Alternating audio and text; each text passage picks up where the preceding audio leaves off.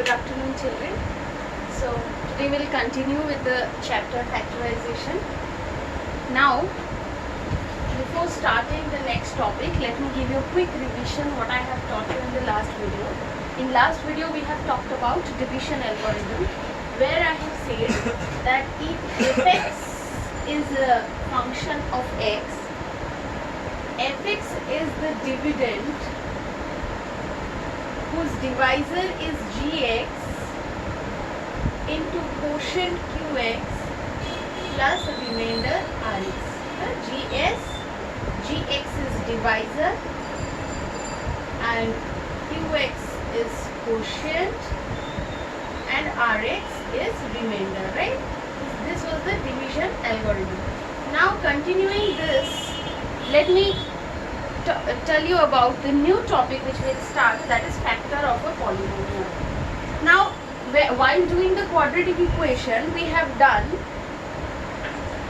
middle term factorization, right? Then in the class 9, in the chapter factorization, we have factorized different kinds of quadratic equation, linear equation, okay? And we have find out the factors of different algebraic equation, better I say. Okay, so what is factor of a polynomial is, suppose I am writing x square plus x minus x. We know that these, if we solve it, we get these two factors, right?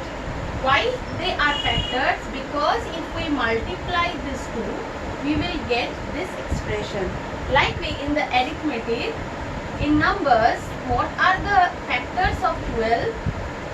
2, 6, 1, 12, 3, 4. These all are the factors of 12. Why? Because 12 is divisible by 2, 6, 1, 12, 3, 4. Right? So I hope what is factor, that is clear to you. Okay, so a non-zero polynomial gx is called a factor of any polynomial fx if there exists some polynomial qx such that fx equals to gx into qx. This is written in your book. Now what is the explanation? What is written in the book? In the book it is written that fx is a function of x. Now gx will be the factor of fx if there is one more function qx, and if we multiply this two, I can say that if I multiply this two and after multiplying this, if I get this, I can say that this part is factor of fx. Okay. So here some examples I want to take, like x cube minus 5x square plus 7x minus 3. Okay. X minus 3, x square minus 2x plus 1. These two are factors of this polynomial, and I can clearly say that x minus 3 is a factor of this polynomial. Okay. Now how I get this two terms, that I will explain you later on. Okay. Now I'll move to the next important theorem, that is remainder theorem, through which I will explain you that how we can find out the factors of different algebraic expressions. Okay. Now remainder theorem says that if a polynomial fx is divided by x minus alpha, where alpha is a number, okay, any natural number, then remainder of fx is equals to alpha. Okay, now how I can say that? Suppose for the function fx and x minus alpha, if I take fx is a dividend and x minus alpha is divisor, let us take that there exists a unique solution Qx and a remainder which is obviously a constant c. Okay. So for the function fx and x minus alpha, there exists a unique solution Qx and a remainder c. Now, according to the division algorithm, what we have learned that function of x is equals to divisor into quotient plus remainder, right? Dividend is equals to divisor into quotient plus remainder. Now what I want to prove is that function of x, the remainder of function of x is the alpha. Okay, so now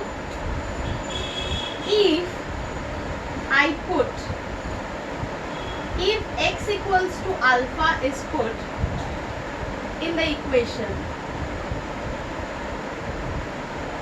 what will we get? Function of alpha equals to alpha minus alpha into q alpha plus c. Okay, alpha minus alpha is 0, 0 into q alpha, 0, that means 0 plus c equals to c.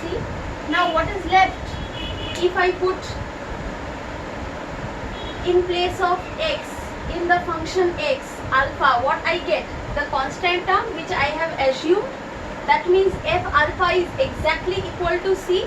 So I can say that function of x, remainder of function of x, if divided by x minus alpha, function of x is divided by x minus alpha, then remainder of function of x is alpha, means the value which is written here.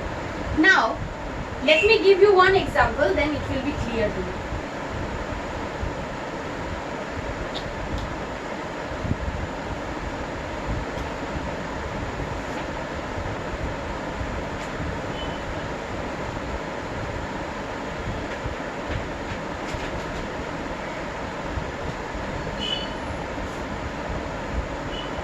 X square minus 7x minus 1.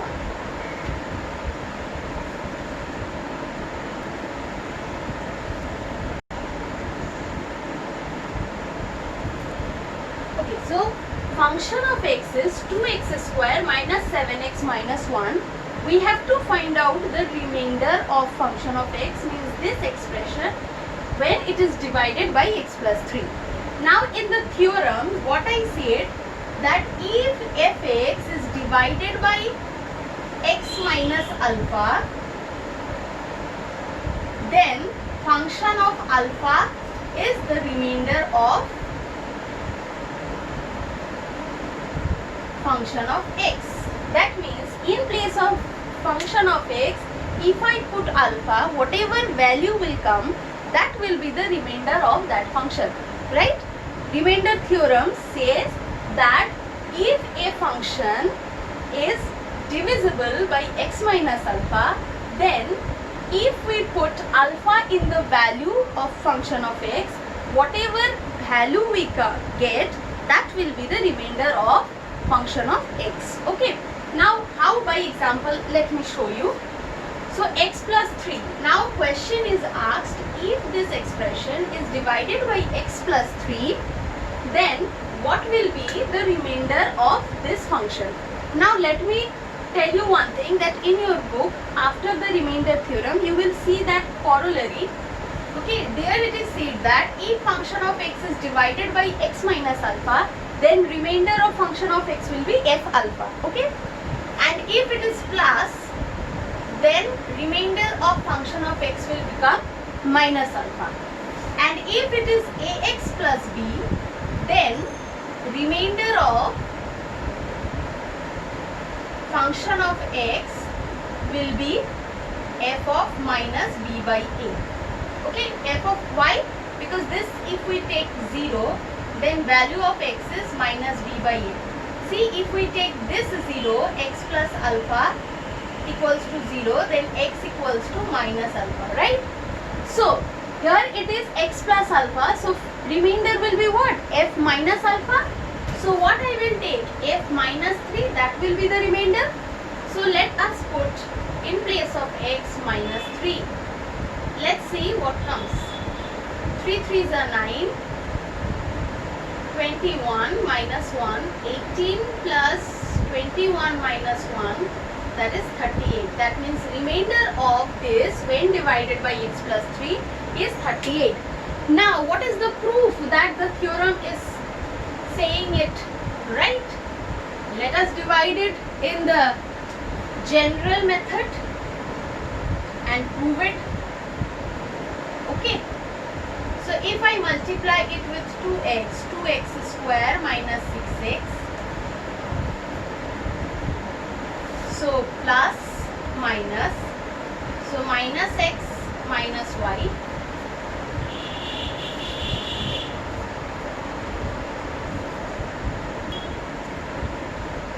so minus 13x minus 1, now I will give it 13. So which will give minus 13x minus 39, so 38. See, my theorem is proved. I hope you have understood that. Okay, so let us take one more example.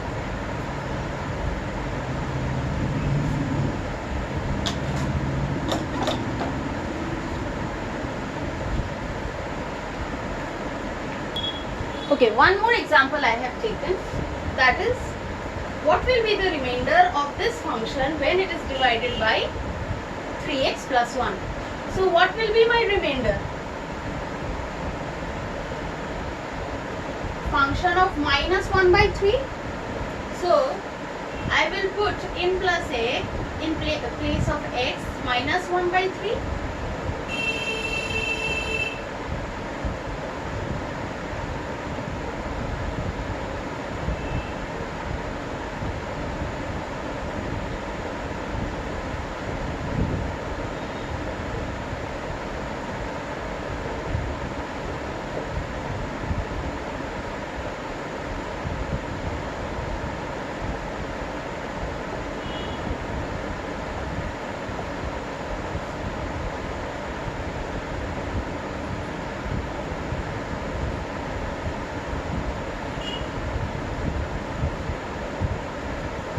By 9. Now the remainder after putting the value in place of x minus 1 by 3, we have got 1 by 9.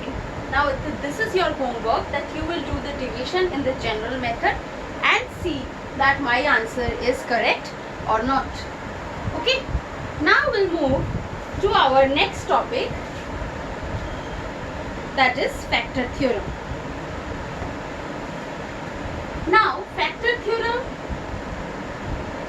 says that if an algebraic expression is given and another expression is given and said that second expression is the factor of first expression, then how I will prove that second expression is the factor of the first expression? Suppose I have taken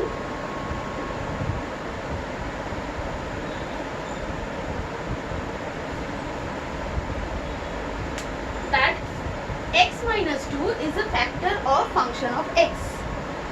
Now factor theorem says that if a function x minus alpha is factor of fx, if and only if when f alpha equals to 0, that means when the remainder will come 0, that time we can say that the second expression is factor of the first expression. That's all for factor theorem. Okay, very simple thing, that when the f alpha is 0, that means when the remainder is 0, we can say that the second expression or x minus alpha is factor of function of x. Let us take this. Okay, so for remainder what I will put? F2, right? So let us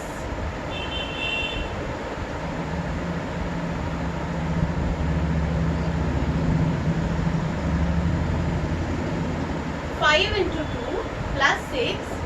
So 4 minus 10 plus 6 equals to 0. Okay, so now the remainder has come 0. So I can say that x minus 2 is a factor of fx. Okay. Now here is also some corollary is given. One is that if it is positive, if it is x plus alpha, then remainder I'll take fa. If it is alpha x plus beta, then remainder will be beta by alpha equals to 0. Okay, so factor theorem basically is what? That when the remainder is 0, by putting the value, then we can say that this is factor of this. Okay, let us take one example. One sum from your exercise.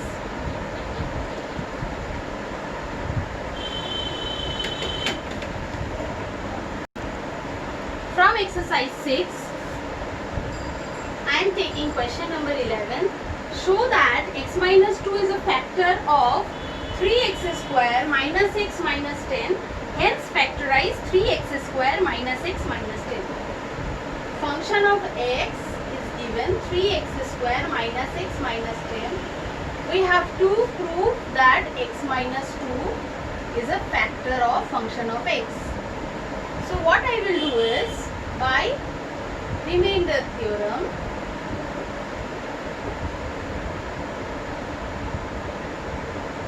function of 2 equals to 3 into 2 square minus 2 minus 10, that is 3 fours are 12, minus 2 minus 12, that is equals to 0. Then or therefore x minus 2 is a factor of 3x square minus x minus 10. Now it is said that hence factorize it. So very simple, we'll divide 3x square minus x minus 10 by x minus 2. So first we'll multiply with this. So 5x minus 10. Now I will take 5. So 5x minus 10. So the factor of 3x square minus x minus 10 is x minus 2 and 3x plus 5. I hope you understand it. Okay, I will take one more type of sum which is very common from this exercise, which is very important for your test also. Let us take another sum. Question number 17 I am taking. Question number 17 is function of x cube plus 10x square minus 37x plus 26. Okay, now what you will do when the factor is not given? In this sum, no factor is given, but it is said that by remainder theorem we have to factorize it. So for that, what we will do is we will apply zero method. Okay, zero method means we will try the expression by putting plus 1, minus 1, plus 2, minus 2. This way we will go to see that by putting any of this, if we get remainder 0 or not. If we get remainder 0, then it will be very easy for us to find out one more factor for this, right? So what we will do is, let us first put positive 1. If we put positive 1, what we see that 1 plus 10 minus 37 plus 26. So what is coming is 26 plus 1, 36, 27 plus 10, 37 minus 37 equals to 0. So that means very easily one factor we have got. If we put plus 1 here, we are getting this expression, the remainder of this expression 0. That means obviously one factor, definitely one factor is x minus alpha. Why I have written x minus alpha? Because when it is negative, then only we take the positive value, right? In the previous sums, if you rewind it, you will see that while finding the factors, remainders of an expression, if the factor is x minus alpha, we have taken function of alpha, and if it is x plus alpha, we have taken f minus alpha, right? So we can write by putting x equals to 1, we get the remainder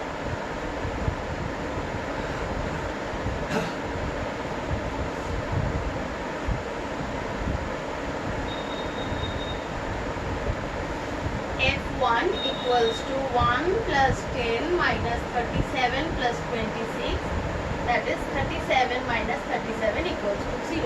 So x minus 1 is a factor of fx. Now next factor we can find out easily. How? By dividing it.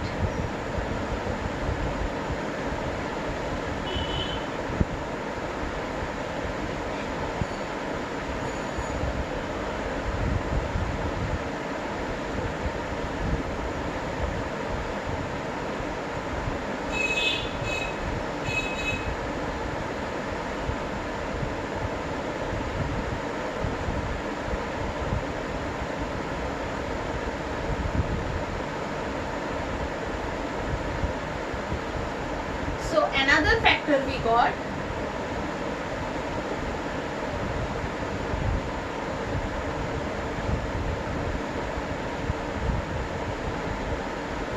x square plus 11x minus 26. Now if you can see, you will find that we can do middle term factorization for these factors also. Okay, if we cannot factorize this term further, then we'll keep it like this.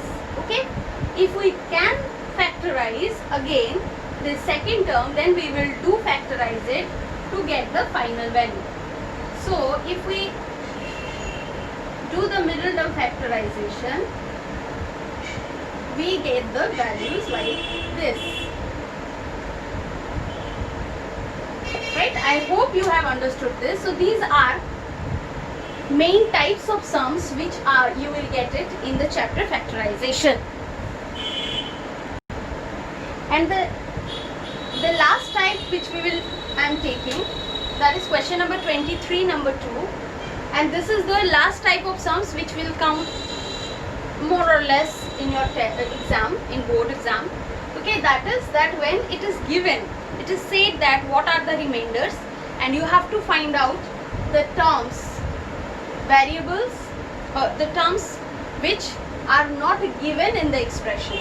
Okay, now what I want to say is, in this expression it is said that the function of x is x cube plus ax plus b, and we have to find out the value of a and b when it is said that x plus 2 and x plus 3 are the factors of this expression. Okay, so when the factors are already given, but the constant terms which are given in form of a, b, mn in variable terms, we have to find out the value of that by using these two factors. Okay, so as x plus 2 is a factor of fx, so by remainder theorem I can write that f minus 2 equals to 0, because just now I have explained you before this sum that when there is a term factor of a particular function, then the remainder will be always 0. So f minus 2 equals to 0. See, if I put 2 here, minus 2, that means minus 2 cube plus a into minus 2 plus b equals to 0. That means minus 8 minus 2a plus b equals to 0. So minus 2a plus b equals to 8. This is one equation I have got. Again, f minus 3 equals to also 0, because x plus 3 is also factor of this expression. So let us put